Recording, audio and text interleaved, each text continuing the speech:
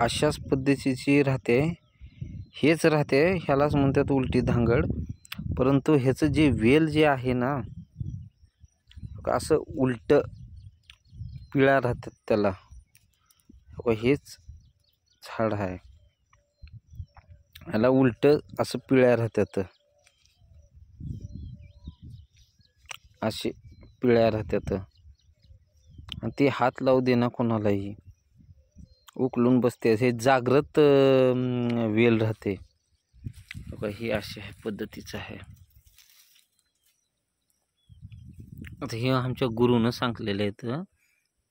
अशामध्येच राहते ती, कोणालाही भेटणार, त्याचे आमंत्रण देऊनच त्याचे पूजा करूनच ते वेल काढायला लागते.